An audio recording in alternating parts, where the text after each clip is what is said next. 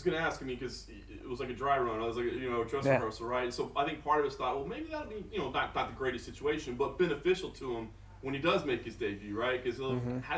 do you think it actually paid real dividends that maybe you don't have quite the nerves or maybe you feel a little bit more settled? Yeah, I do actually because you know, to be honest, coming to my first fight week, I was a little bit more nervous coming into it, and it wasn't even just it wasn't the fact that, oh, maybe I'll fight and I'm visualizing and I'm mentally preparing for the fight. It was like, okay, well, I'm getting these emails from which the UFC is on their stuff. This is a well-oiled machine. I'm getting emails nonstop on the 1,000 different things that need to happen for each of us fighters to get to Fight Island, to get to the fight, all the different protocols and stuff.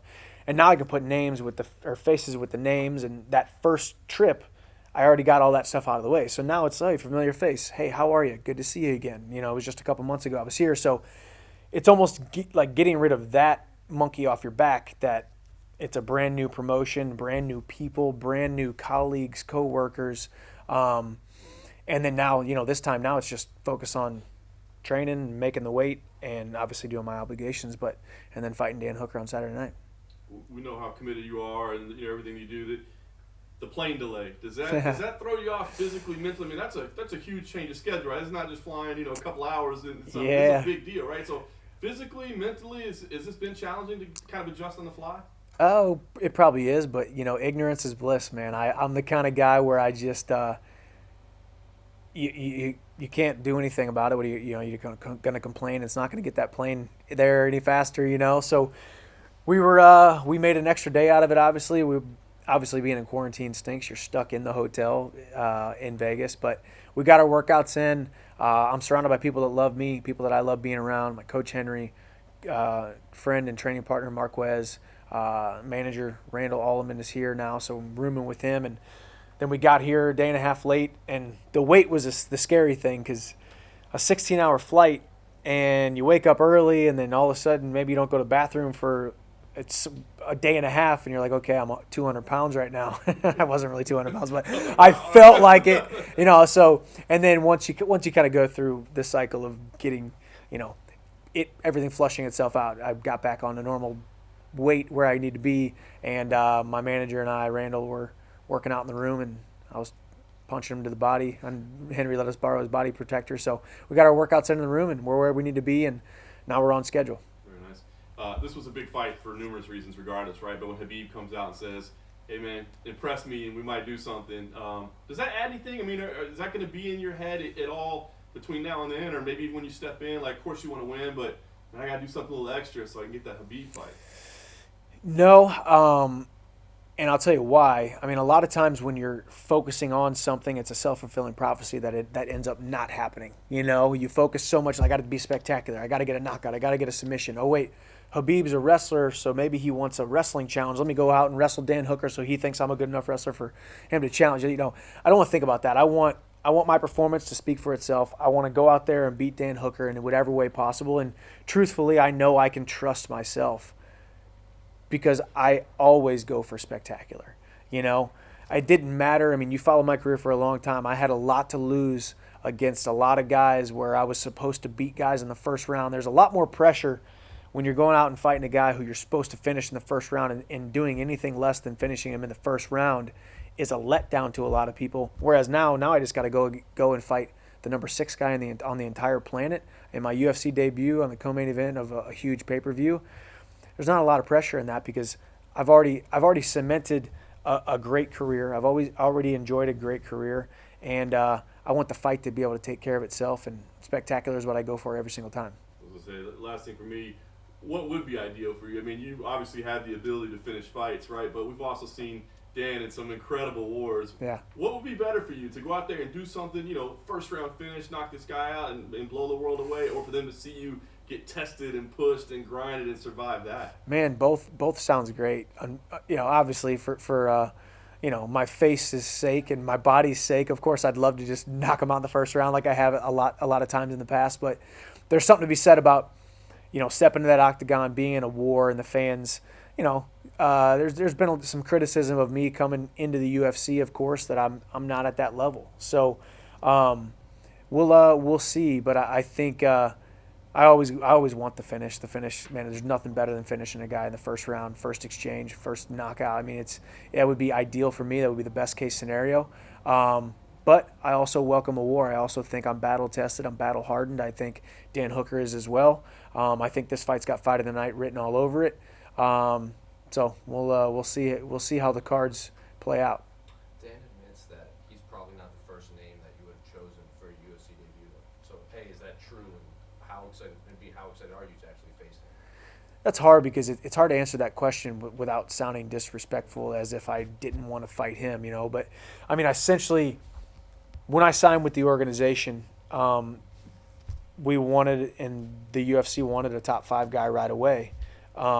So Dan Hooker's name was always in the mix, but Tony Ferguson was the first name that came out, and I was tied to him right away because we were supposed to fight in October. He said no, and then after that, then we tried to get him on the January card, and so there was kind of this Tony Ferguson road we were going down.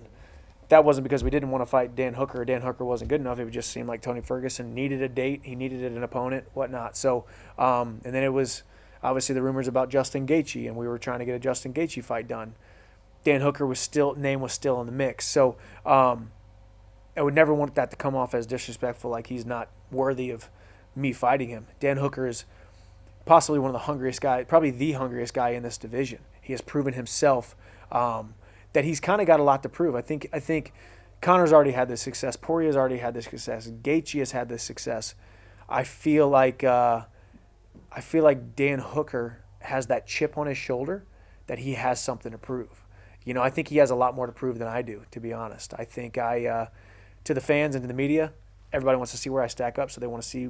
They say I have something to prove, but to me, I don't fight like I have something to prove. I fight like this is the calling on my life. I want to go out there and do amazing things. Does that make Dan probably the more dangerous opponent that you could have coming off of a war like that, a loss? He wants to erase that. 1,000%. I think, you got a guy in Dan Hooker who is he sets a high bar. He sets a great pace. He takes damage and is willing to give it out. But then he's also technical. He can slice you up surgically with his technique. He can also stand right in front of you, get into a war, push you up against the cage, and then be in a knockdown, drag-out dogfight. That's a scary but also exciting scenario to be in, an exciting and scary opponent. So, and also, like you said, coming off of a loss. This is the what have you done for me lately business, and you're only as good as your last fight. So he's coming off of an L. I'm coming off of a nice first round finish, so I'm riding high. I'm feeling like my hands are unstoppable, like I can go out there and knock out anybody. So we'll see how it plays out. Either way, I'm ready for all scenarios to play themselves out on Saturday night. And then you obviously come from a wrestling background. He's predominantly a striker. So as a wrestler, what do you make of his defensive wrestling? He's been taken down a few times, but you also see him, I think, defend the takedown a lot more than he gets taken down. Granted, I would like to think, in the most humble way possible, that my wrestling is a lot better than a lot of the guys that he has faced. I mean, there's a difference between an MMA fighter who's got decent wrestling for MMA compared to a purebred Division I All-American wrestling pedigree. With that being said, he poses a lot of problems with his length, his reach, his ability to evade, and his ability to keep throwing pot shots and stick you as he's moving. I don't know. I'm excited. It's a puzzle that is not going to be easily solved, which gets me more excited than I've ever been in my entire career. So Saturday night, grab your popcorn because co-main event's going to steal the show. I don't expect you to take this opportunity to rag on him, but looking at how things have played out, do you think it was a mistake for Tony Ferguson to push so hard for that December date and not just wait until today, this week? I'm the kind of guy, it's all water under the bridge. I try not to think too much about the past, but I do think it was an interesting decision. But then again, Tony Ferguson's an interesting individual. I mean, we can all agree with that. We had the opportunity to fight October 24th. He says no. I get it. Then for some reason he didn't want to be on this card. I don't get it. And then it was 3 weeks of silence, 4 weeks of silence, and I'm home spending time serving my family because I hadn't seen them in 8 months. I had been in training camp for 8 months because of the pandemic.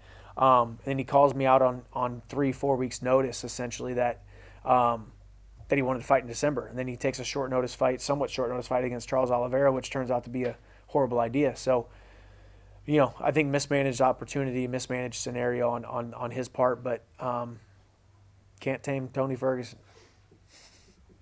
When you look at the main event, I'm sure you've been asked this 100 times, but how exactly do you see it playing out? Do you see Conor's year off as a disadvantage to him, or do you think the war that Dustin had with Dan is actually a disadvantage to him? How do you see the main event playing out? Both are interesting scenarios. You can only have so many of those wars that Dustin has been in, but I think Conor,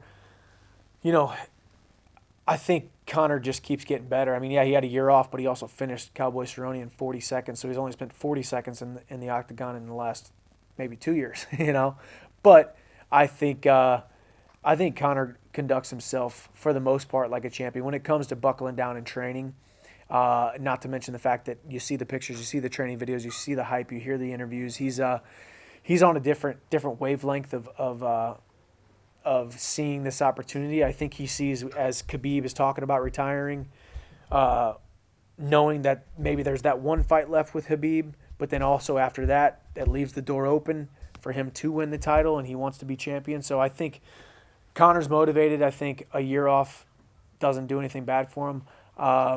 I think Dustin probably took the requisite time off that he needed to after the Dan Hooker fight. So we will see. I'm excited. Hopefully I go out there, finish Dan Hooker, and can shower up real quick, do my media obligations, and run out there to the front row and see who could quite possibly be my next opponent in the UFC.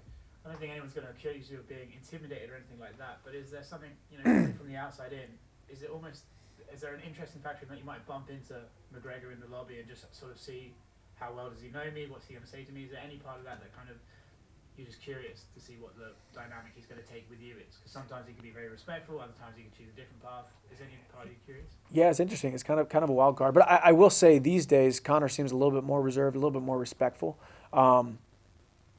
I think he knows of me.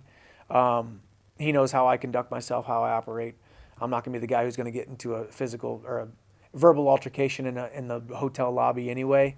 Love to bump into him, love to size him up, love to see what he looks like in real life. I saw him show up to the hotel with no shirt on and his son in his hands and some hot pants or whatever he was wearing, some big baggy pants. So, Conor's a character, man.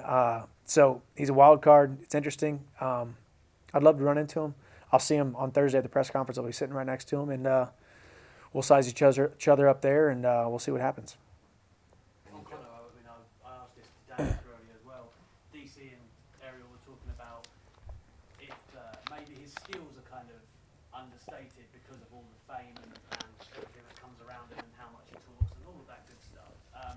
Just purely on a skill and academic level as a fighter, how do you look at Conor? Do you think he gets the credit he deserves, I guess? For the record, I will say I think he is underappreciated for how good he is. Just because there is it all started with the loudmouth, trash talking, brash Irishman that nobody knew who the heck this guy was. He comes in and he starts talking way out of his league, and so we all thought, oh, he's just talk, and then he wins and wins and wins and wins and becomes double champ, and the rest is history.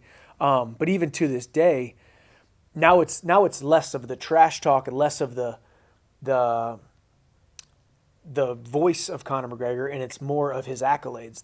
The Floyd Mayweather fight that was seen by so many people, the hundreds of millions of dollars that he has in his bank, the whiskey dynasty that he's building. He has this thing about him that it makes so much sense for him to have so much stuff going on outside the cage that there's no way that he could perform at a championship level, yet I think he does. I always said from the very beginning that Conor's not as good as he thinks he is, but he's better than we all thought he was. And I say that because I think that's a testament to Conor's self-belief. I think he thinks he is a little bit better than he actually is, and that's just a testament to his self-belief. But he's definitely better than all of us thought he was. The media, the fans, the fighters, all of us thought he wasn't as good. And eventually he was going to be exposed. Eventually he was going to lose. And of course he did. He has his bumps. He's picked himself up and dusted himself off and come back like a champion. And here he is again, headlining another pay-per-view. once again, of course, and I'm excited to be on that co-main event. If Khabib was to walk or was to stay, is there one that excites you more out of the two, Khabib or Conor? Man, I mean, how do you not ask for the Conor fight? I mean, it's the biggest notoriety, it's the biggest eyeballs, the most amount of eyeballs, probably the best payday, and also I think I match up well against Conor. I think I pose a couple threats that win that fight, and I'd love to compete against him. I'd love to feel that pressure. I'd love to feel that experience, but everybody does. At this point, it's a delicacy. At this point, it's you got to earn it. It's a rite of passage. It's more of a it's something that it isn't just handed out. So I got to go out there and do my job against Dan Hooker if I even need to think about fighting Conor McGregor. I've got to ask as well, like 10 years with Bellator and obviously 3-time champ, all the great stuff that you've done. Was it always kind of the plan or the dream? I don't want semantics on the word. Yeah. But to get to UFC, was that always the goal? Why was that the right time to make the jump? I'll be honest. I think there was definitely times, definitely seasons where I thought it just wasn't going to happen because of maybe the direction that the promotion was going, maybe the entrance of Conor McGregor and this facade that everybody put on that they needed to trash talk to sell pay-per-views and do all this stuff that just felt forced and guys weren't really good at it. There's only one Conor and there's only a couple other guys who can actually do it well. And I thought that was the direction that the UFC was going, and it's kind of cycled back to me getting a lot more notoriety and respect for me being respectful and being eloquent with my words, as well as respectful to my fellow competitors and giving nods and giving props to my fellow competitors. I didn't think that was going to be well received, and I was wrong. It has been, and it's worked out really well so far. But I'll remember my conversation with Dana right before I signed. We were on the phone, and he was on the tarmac getting ready to fly somewhere, and we were having this conversation. And I told him, 2 years ago, 4 years ago, 6 years ago, every single time that my contract was up, I wouldn't have been the champion that you need me to be, the superstar that you need me to be, that this organization deserves. I wasn't there where I needed to be. Now I am at the right time. This is the right moment, and this is definitely the right stage. It's a blank page right now to write that first chapter in the masterpiece that we're about to start here in the UFC, and I can't wait to go out there and compete. I kind of hate to ask this with all respect to Ben Askren, but like, do you see any kind of Ben Askren syndrome kind of coming in, a ranked guy straight away, the pressure that comes with that, I guess? No, because I asked for a ranked guy right away. Truthfully, I asked for guys, ranked ahead of Dan Hooker. I wanted Gaethje. I mean, shoot, I would have asked for Khabib if I thought I could get that fight. I would ask for number one right away. But I also felt I didn't want to come in, and I didn't come in with this sense of entitlement like I deserve this number, that number, or that number. It was the UFC's plan with me to fight a top 5 guy right away, and we'd settle on Dan Hooker. And listen, I'm well aware of Ben's fights in the UFC, his stint in the UFC. I'm well aware that he seemed to be more bark than he was bite in his UFC career, I guess, going 1 and 2. But Ben I can guarantee right now that Ben Askren lays his head on his pillow at night and sleeps like a baby, knowing that he came to the UFC, he put his best foot forward, he came up short a couple times. It remains to be seen what the Michael Chandler story will be. I believe it's going to be a lot different than Ben's. That doesn't make me any better or any worse than him. He's a dear friend of mine, like a big brother to me. So we will see how the story is told. And there's a lot of people comparing me to Ben Askren, which there's the Mizzou connection, there's the friendship that we have, but we shall see. Do you think that Khabib is going to fight again? And if he doesn't, who do you think the next lightweight champion of the UFC is going to be? I think he does, and I think I am, and I think I beat Khabib. Michael, you've been around the block for a long time, but new fans of the sport don't necessarily know you, and as such, some have even questioned your legitimacy in facing a number 6 ranked guy straight off the bat. I mean, you must be relishing the prospect of silencing him once and for all and proving what many people have thought for a long time, that you were the best 155-pounder outside of the UFC. Yeah, it's definitely, I completely get it. the UFC is the longest standing organization. It is the highest level. If you're not ranked in the UFC, you're not ranked in a lot of people's eyes. If you don't fight in the UFC, you're not a professional mixed martial artist in a lot of people's eyes. I hear those things. I hear those people saying those things, and that's going to happen no matter what. People are always going to talk. When I'm world champion and I'm having phenomenal performances, I'm still going to hear negativity. But for me, it's always been about proving my supporters and my fans and my followers and my closest of inner circle, proving all of them right, not proving the doubters wrong. Proving all of them right is just as a byproduct. By default, I'll prove everybody else wrong, and then eventually they'll jump on the bandwagon. Eventually they will open their mind and open their heart to, okay, maybe Michael Chandler is the real deal. Then again, maybe they won't. Maybe I'll fall flat on my face on Saturday night and they'll all laugh at me and they were proven right. So we'll see. Thank you guys. Appreciate it. Thanks, guys.